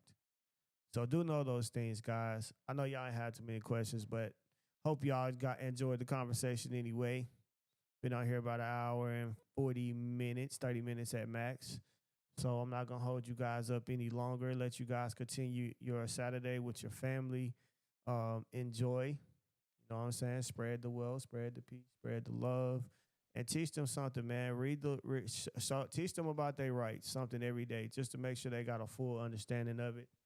Before you even put a child in the car at 16 years old, they need to understand the right of search and seizure. That shit wasn't taught to me. We just so happy to put somebody in the car, get some driver's license, or they got a driver's permit or whatever. You need to start teaching them right then and there about the 4th Amendment, the 5th Amendment, the 9th Amendment, the 10th Amendment, so on. Right? You got to start doing it now. We can't wait till shit happen and then we just, dang. No. Because to me, that's putting your child in a place that they were really not, you didn't prepare them for. Getting a license, cool, driving, cool, but it's also things that they do out there. They prey on your kids to find them. Maybe one of your kids, they around good kids, but today these kids want to, let's say today they decided they want to get some alcohol. They want to go down to the creek and chill with their little alcohol beer that they gonna have, and they finna drink. Good kids though, no bad kids. Just because they decided they wanted to fall into a little temptation, I'm not gonna cross them out like that. But at the same time, like they weren't hurting nobody, won't hurt a flea. But this day, this day they love. And they ain't even do nothing wrong. They could been driving good, driving straight, nothing, but they look like somebody that wasn't supposed to be here. Whoop, whoop. Whoop, whoop. Pulled your ass over. Now you looking like, man. And now they finna run a whole course on you, and your child don't know nothing. They get out the car immediately. Now, snatch your kids out the car, already violated, ain't gave a probable cause, ain't said nothing. They just fully complying because they scared as shit, want to go home, crying, whatever, and then know nothing. It happens, man. And I get a lot of calls from, or a lot of emails or something from people, mamas, where they child dealing with, some situation where they sexual situations where whether it was consent or not, like all of that's got to be sat down and talked about, man. We need to understand that. We need to make sure our young men and women understand those things. I've also seen, and I'm saying this for both ways. Young men that's going out there putting themselves in those positions, and then, a female mother might find out, they just start having sex, and now, but then they mama found out. When they mama found out, they hollered rape, and it wasn't even rape, but they scared because of the reputation. I didn't see that happen before. Know exactly what that looks like. And now your child in a situation. I mean, for real. I'm just being honest though. Hell, I know it ain't what it is, but it ain't. But man, let's sign this damn contract. Shit. We signed this contract. Here you go. What's your age? What you say your age? This, that. I need all of that. And I'm serious. I mean, And if I was y'all, I'd go print something up like that for my child and say, hey, man, put this in your pocket. And before you slide that Jimmy on or anything like that, they need to sign this. You need to sign it too. If y'all can't have that conversation and sign it, it's best you walk off, buddy. And I'm saying this because some people like for your child to play football. They love for your child to play sports. But when they get a hold of when your child get a hold of their daughter, it's a whole different story. Promise you. I know what that look like too. So, whole different story. And anything can and will be said to keep you the mandingo off their daughter. I'm trying to tell you. So it ain't no joke. I done seen people get pulled out the classroom, this, that. I know a person got their whole house burnt down. So yeah, it's real. They like you to run the football. They like you to shoot the basketball. They don't like you to look at their cheerleader that's over there, their daughter that's over there cheering for you. They don't like that. No. So be mindful of that, man. Be mindful. Be mindful of the people that you let your children go to these parties. Yes, there's going to be drugs at the party, mother. There's going to be some drinks. Somebody's going to have something they ain't supposed to have. Yes. Stop being naive. It's going to happen. So the best thing you can do is start preparing. And for that individual to know what's at risk, what's at stake. You decide if this is what you want your life to be if anything goes left. Because if it goes left, you're definitely involved.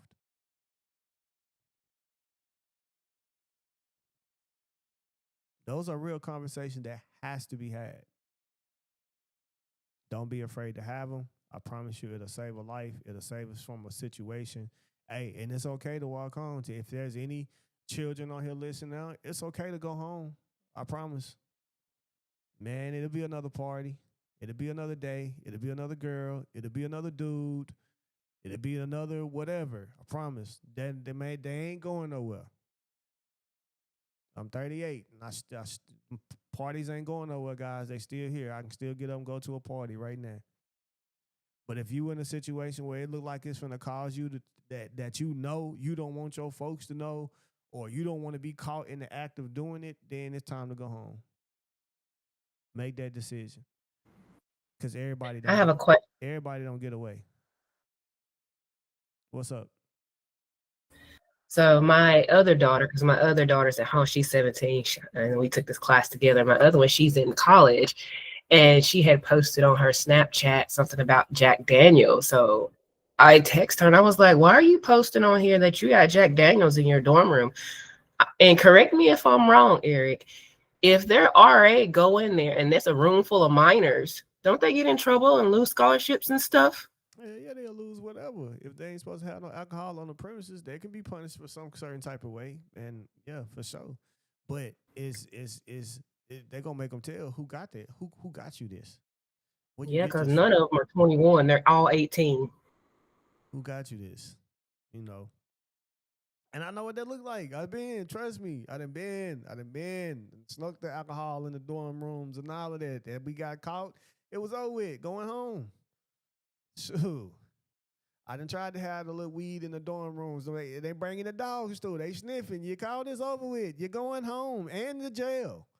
Ain't no way out of that. You're going. And like I said, everybody don't get away. It's fun till you get caught. Then when you get caught, it's like, shit.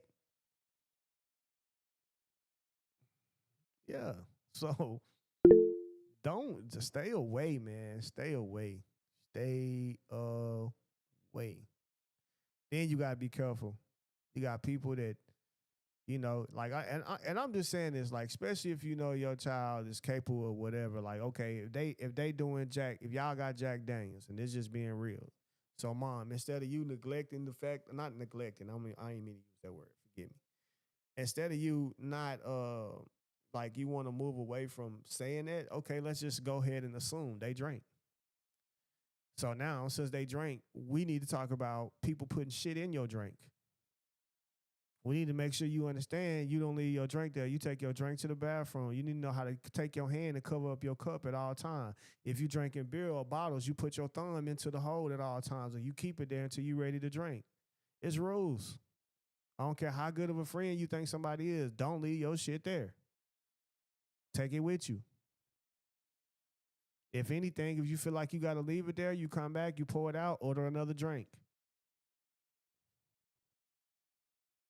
There's ways you do this, man. There's ways you do this. If you ain't see it rolled up, you don't know what it is, don't smoke it. If you ain't see it poured, if you ain't see the bottle freshly opened, don't drink it. Why? Because they put pills in alcohol too. Seen that happen. Know somebody that used to do it, and everybody used to want to drink with him. He said, all right, I got something for their ass. They're going to stop drinking with me. Next thing I know, they stopped drinking with his ass because they all went home. Man, I can't remember shit. What was he drinking? Yeah, I know. Y'all watch that man put about 5, 6 Xanaxes and all type of shit in that damn alcohol. Y'all want to drink with him. Stupid. If it ain't prescribed from the doctor, don't take no pill. And if it ain't been told that you need to take it from whatever sickness, keep it out your mouth too. I'm just telling y'all, man. Don't be out here just trying shit. For real, for real. And I ain't telling y'all, I'm not condoning doing any form of drugs or anything like that. But before you go home, before you go out there and do it in the streets or whatever, man, listen. For entertainment and comedy purposes only. Comedy personnel only at this particular time and moment. And listen, sit they little ass down. Roll up the biggest, fattest blunts you can roll up and blow they whole head off. I'm talking about smoke the whole thing. Ain't no stopping. You're smoking it. And this, you finna, yeah. You gonna learn today. You ain't done. So I'm just telling you. Hey, you know. And I'd rather them do it with me first so they'll know what's going on, You and see what I'm somebody else saying? is gonna leave them there and possibly have them You see dead. what I'm saying? You see what I'm saying? So back in my day, I used to always tell my little cousins, "Hey man, listen, come chill with me. You're gonna do it you're gonna do it anyway because you're gonna try. I already see you. I see you. So you can't tell me you don't do it. I see you. So since you do, and this is what you own, and you gonna hide it from your mom and them and all that, and then they gonna act like they just can stop you. They ain't finna stop you. So this is what you do. Come to me. Don't go over there. I'll make sure you okay. But anywhere else, no. And I don't really know if that's what happened to one of my cousins. I really don't know, but for real, I kind of think that's what happened to him. Got a wrong hold to some wrong shit, and yeah, ended up taking his life. So, just one of those things, man, that you got to be aware of, guys. And that's why I say, like, if kids can start asking questions, if they already in, if they already out here, if they already out here, if they out here going to do anything, like, stop acting like you weren't out here. Just because you want to be holy and you didn't did all the the wild things in life, city girling and pimping and whatever that you done did. Stop thinking that you just because you want to be holy now. Stop thinking that opportunity ain't out there for your children. You better coach them and teach them the game right now, because they will end up in those type of situations, and you don't know when they ever will because you're not around them.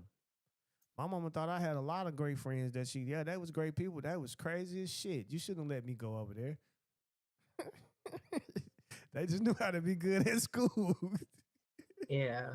I think I scared my daughter too. Instead of me fussing at her, I use it as a learning opportunity. I was like, girl, Jack Daniels not what you want, because you'll wake up somewhere strange or someone strange you don't know, baby, and you're going to have some things on you.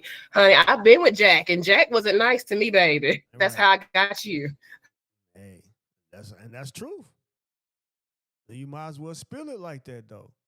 Because if you don't, and you try to nah, that ain't what you want.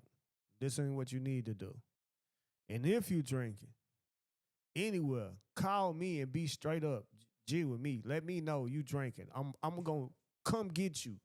Matter of fact, I ain't even gonna bother you, but I'm gonna come get them keys. I'm finna come get your keys. Probably finna come get who you roll with keys too.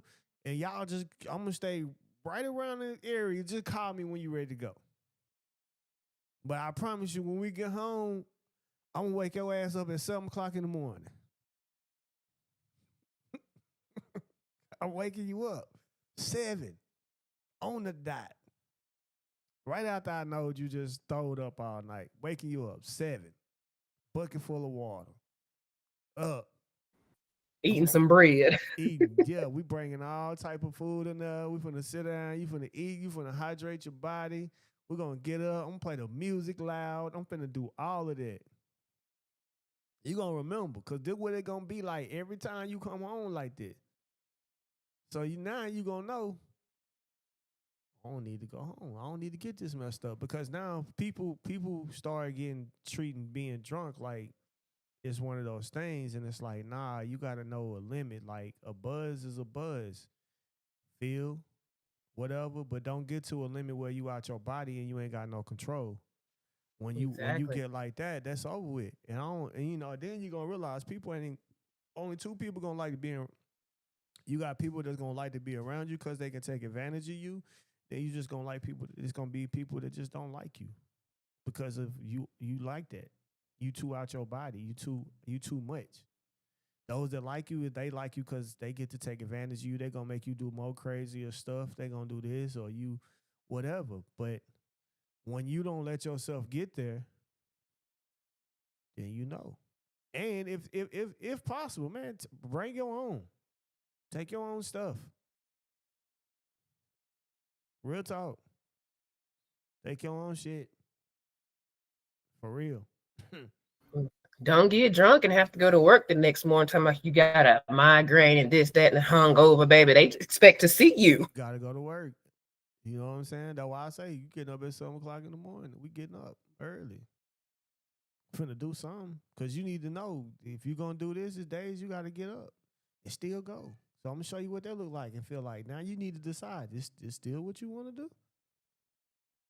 You still wanna do that?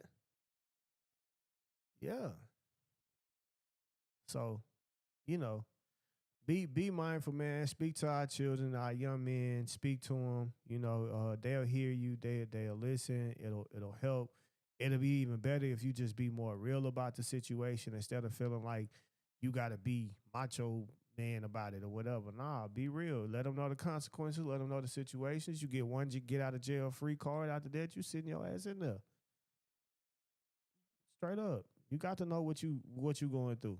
I ain't even get a get out of jail free card. Every time I never been, I had to sit my ass there. So it's true. You ain't getting no get out of jail free card. None. You know, so but hey, I'll give you one. You got one. After that, you gotta chill. Cause you gotta know what that's like. You gotta experience that to know this ain't where you wanna be. You know, so once you do that, you feel that, and children gonna mess up, yo. And like I say, don't think your children, your child or whatever is not this or that because they ain't get caught. If they friends with them, they around them, they doing it too. They just ain't get caught. That's it. And if you can make the assumption, because if you around, you might have a friend, he like to smoke weed, but he's scary as shit. He finna put that shit up under your seat. You going to jail. Not them. So you better watch that. Matter of fact, don't even let nobody in your car with nothing but you. That's how I used to be. You can't even listen. If anything dirty gonna be in here is mine, and I'm the one with it. Anybody else, leave that shit at home. I'm good. And I'm saying that because I know what I'm gonna do. I know I can take whatever come my way with whatever. And everybody else you're not so sure about in their car. They'll say this, they'll say that. But when shit hit the fan and shit happens, bro, you gotta know. And I ain't scared to talk to you like this. You know what I'm saying? Like that's real. That's what you gotta have, because the reality is we'll sit here and act like our child is this, or you told them this. Like, listen, Joey and Kelsey are great. They smile. They're beautiful children. They're real respected. They say yes, ma'am. You like the way they play ball and all of this. But shoot, you get behind them doors, Joey and Kelsey is two different total people than what y'all parents is seeing. Yeah. Joey over here likes to damn sniff spray paint and shit. He huffing and stuff. That's what he over here doing and attempting to do all kind of other crazy stuff. Good kid out here in front of you, though. No, don't get me wrong, but he's learned a few things. He likes to get turned upside down and chug beer. My mom and them was cool with some people. They live right up the street with us. I went to school with their son. Well, me was cool. He was cool kid. I swear, if she know when I was going over there, what was going on, I would have never got to go over there again in my life. And she used, I used to go over there just because he had all the video games too. Boy, I used to love to play all them games. But they was outside. One day, his brother get up, and it was really one of those situations where it was, come here and eat your food, Billy. I ain't fucking hungry, Mom. I'm like, what? You said you ain't what? Yeah, I ain't fucking hungry, Mom. I'm like, oh, you tripping, bro. You said that to your mom? Like, yeah, it was like one of them type of situations, right? So they would talk crazy to their mama, cuss their mama out, all kind of stuff. And I was like, yeah, I ain't gonna never try that. You better not try that at my mama's house either. But my mama just thought they was this, and that. But anyway, we get outside, and they had these knives, and they was playing this game to where, like, they throw the knife, and then wherever it landed, you got to stretch your leg out to it. I don't know what that game called, but so they throwing them up. Big old blade, too. So it actually gets stuck in my friend's leg. His brother threw it, stuck dead in his leg. Boom. Look, I just went to shaking like this. It was actually one of them state kitchen knives at that. Right? So hit him in the leg, and yeah, we over here playing this. So I'm just saying, yeah, mama probably thought we was over there playing video games. We out here throwing knives. Like we at the circus or something. Telling somebody, stand on the wall, hold your hand, let me see if I can throw this knife and hit it without hitting you. We out here doing shit like that. You know what I'm saying? We doing crazy stuff.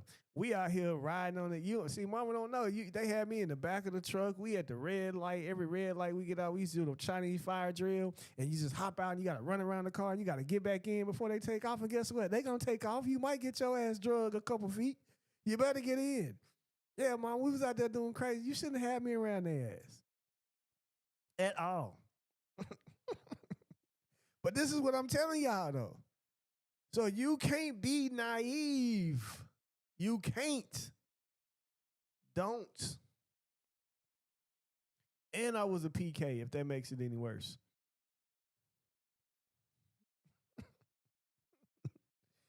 So, you know what I'm saying?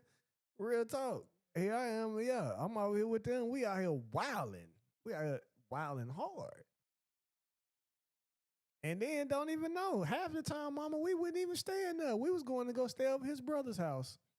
Only thing his only rule was we gotta go to school. That was it. That was his only rule. We gotta go to school. Anything else was game. But we still gotta go to school. So we can stay up late as we want. We could do this, we could do that.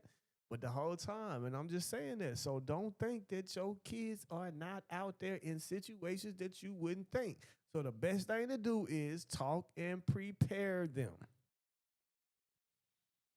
I always just been smart enough to not know, like, yeah, y'all can do that, but I ain't gonna do that. But then at that time, just even being around things, seeing things, putting you in certain situations that you don't need to be in either. So don't be naive, y'all. Be real, you know, about the situation. Was PK a preacher's kid? Yeah, my pops was a pastor.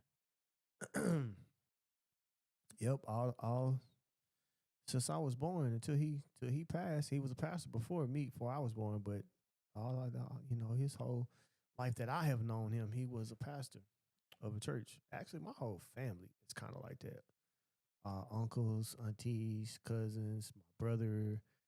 I can just go on and on about that. It runs deep in my family for years. Not something that just started either. Like it's been there for years, hundreds of years.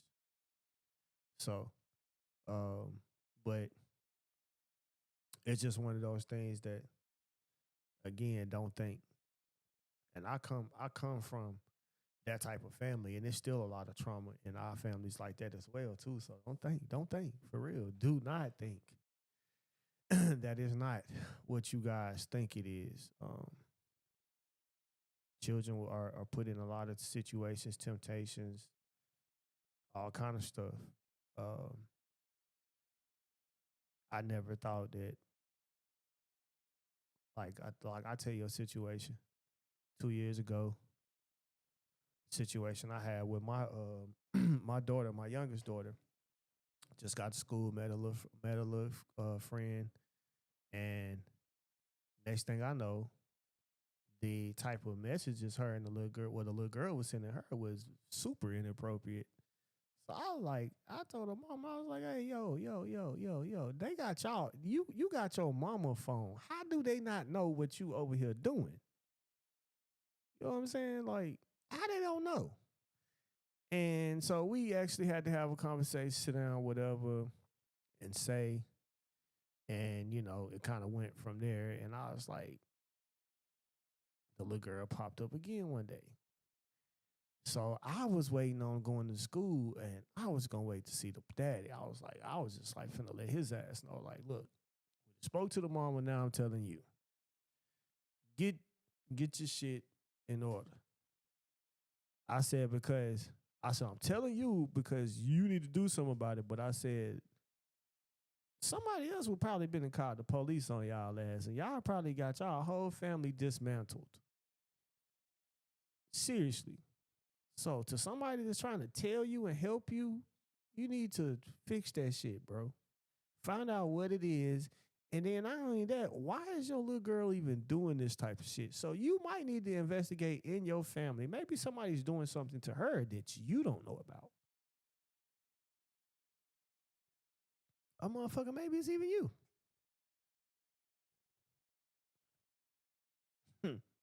So the point is like, whether who or what, just know. I'm telling you right now. And if it comes up again, and it will, but it just ain't gonna be over here, you know, somebody definitely gonna call the law on y'all. You going to jail. But I said that to say this. That's a situation that I didn't think I would have to deal with. That's a situation I never thought that my daughter would ever be in or any of that. So you can't be naive. Y'all got that? Got it. Got it. Yes, Got sir. Got it. Excellent. Yes. I mean, let's get them prepared and prepare ourselves with our rights and just awareness of everything. We need to make sure we do that. So appreciate y'all, man. I enjoyed y'all. Y'all have a great and beautiful evening. One more question. Go ahead. Thank you. Thank you. You got one more question? Go ahead. Thank you. Yes, I would love to receive, thank you so much, but I would love to receive the Federalist Papers. Okay. I'll send it with this. Thank you for Much- reminding me because I was supposed to, but thank you. Yes, thank you. All right. All right, guys. The recording will be going out with y'all with this. I know I did all the talking. Y'all did the listen, but appreciate y'all time. Anyway, so, but I hope that it's been more than enough for you guys with this class. Pass it down to your children, so on. Anybody else that's interested in, you know, just get it out there. Sit down. Do if you got a ball club group that you do with children or whatever, AAU basketball, whatever, man, sit down and just have that conversation with them because you are part of their life there and in a mentorship. Some of them going to look up to you forever. And those type of guidances can help them along the way as well. So appreciate y'all, man, as always. And y'all have a great and beautiful day. I'm out of here. Thank you. You have a great day also. Thank you. Peace.